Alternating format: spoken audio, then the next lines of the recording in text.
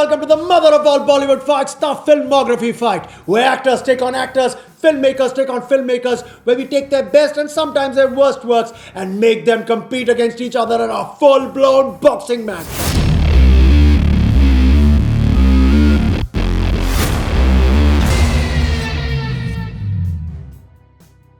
Our fighters today are two star kids who began their careers in the same calendar year.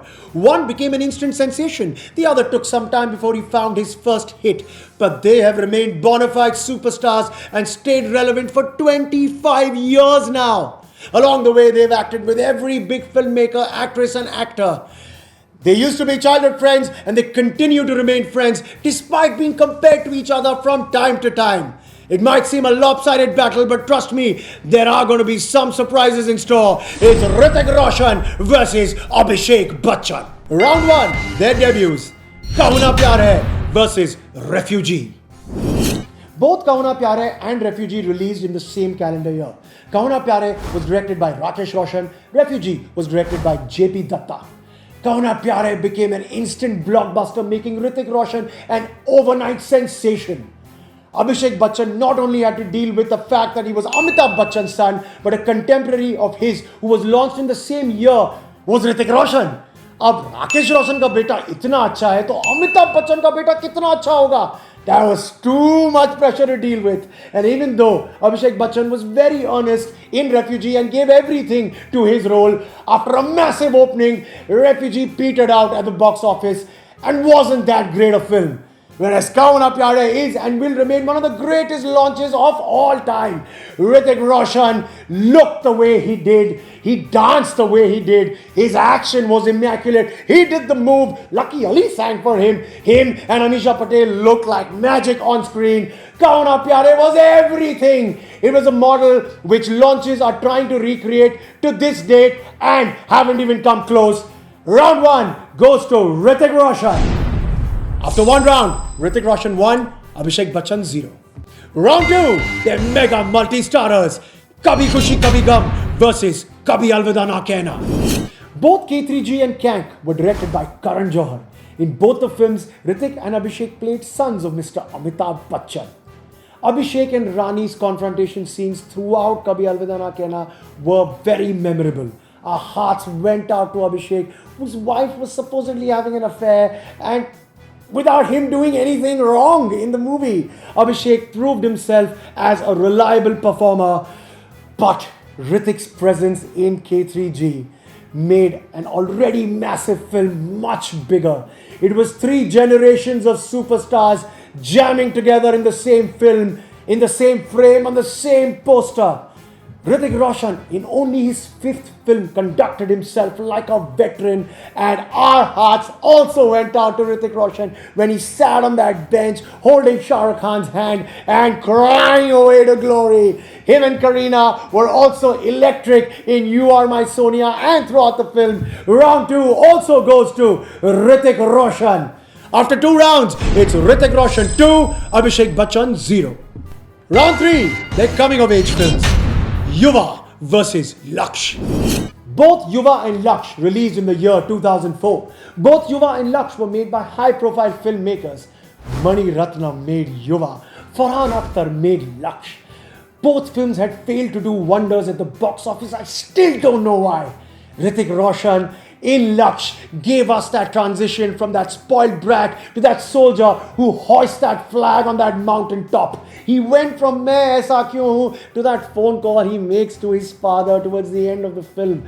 Laksh will remain one of Hrithik's most special performances of his entire career. The combination of Farhan Akhtar and Hrithik Roshan, who were childhood friends, worked magically in a great film and an even greater performance. But in Mani Ratnam, Abhishek Bachchan found his mentor. He found a filmmaker who extracted the kind of performance that no one was associating Abhishek Bachchan with. Abhishek Bachchan as Lallan Singh in a 3-hero film walked away with everything. All I remember from that movie are the moments which Abhishek was able to create, those battles with Rani, the scene where he has to go and murder his own brother. Oh my God, Abhishek Bachchan was devilish. He was intense, he was aggressive, he was vulnerable, he was confused, and yet he was a legend. Round 3 for me goes to Abhishek Bachchan in Yuva.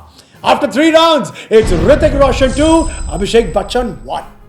Round 4, films based on real life characters. Jodha Akbar versus Guru. Both Guru and Jodha Akbar came very close to each other. Both were directed by phenomenal filmmakers.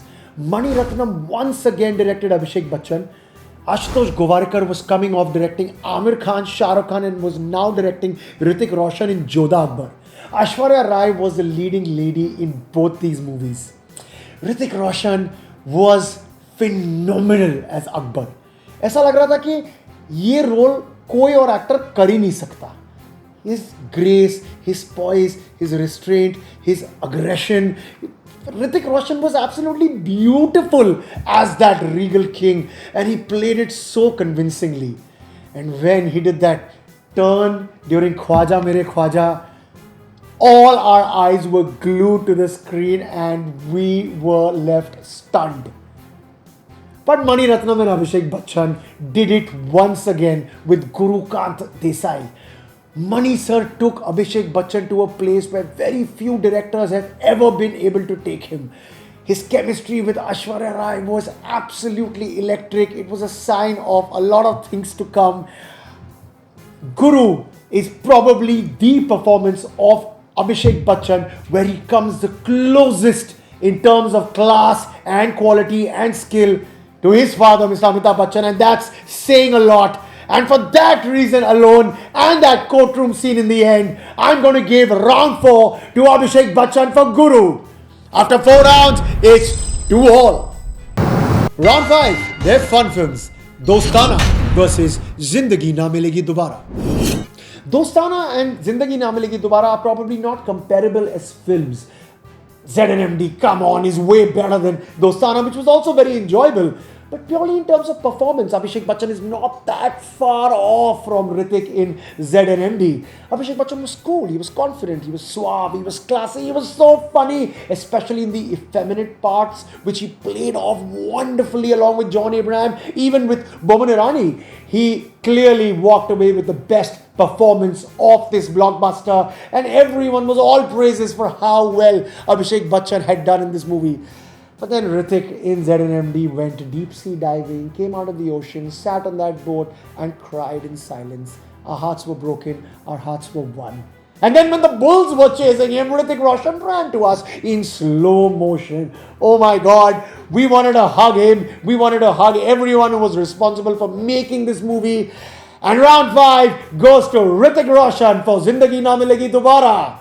After 5 rounds, it's Hrithik Roshan 3, Abhishek Bachchan 2. Round 6, yes, sensitive turns. Guzarish versus I Want to Talk. Guzarish and I Want to Talk released quite far apart. They're still both made by absolutely brilliant filmmakers. Sanjay Leela Bhansali directed Guzarish, Shujit Sarkar directed I Want to Talk. Abhishek Bachchan's physical, emotional and internal transformation in I Want to Talk is absolutely mesmerizing.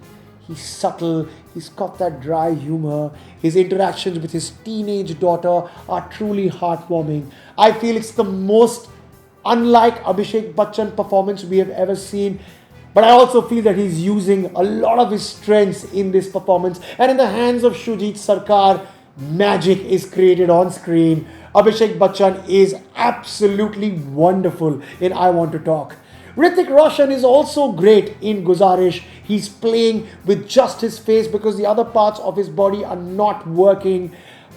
But we were expecting so much from the Sanjay Leela Bhansali and Hrithik Roshan combination that we felt a little let down after watching Guzarish. Even though Hrithik's performance is wonderful, I just felt that his projection was way too loud for someone who has lost the use of all his other body parts.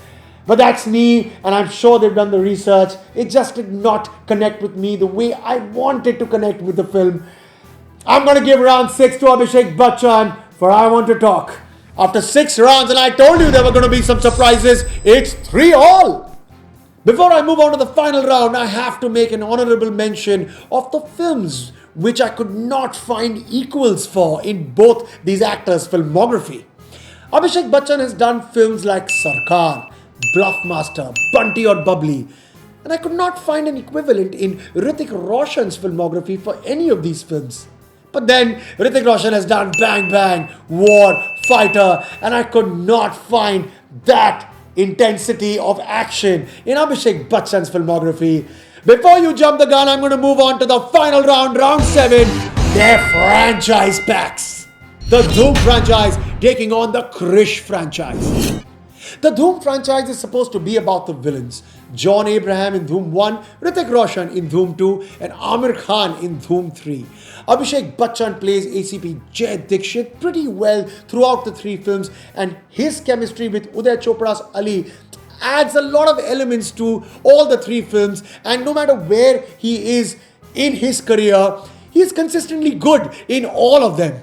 Dhoom 1 was his first hit, Dhoom 2 was a bigger hit, and Dhoom 3 is probably Abhishek's biggest hit till date. He does not get enough credit for any of the 3 films, but Abhishek Bachchan is very good in all the 3 films.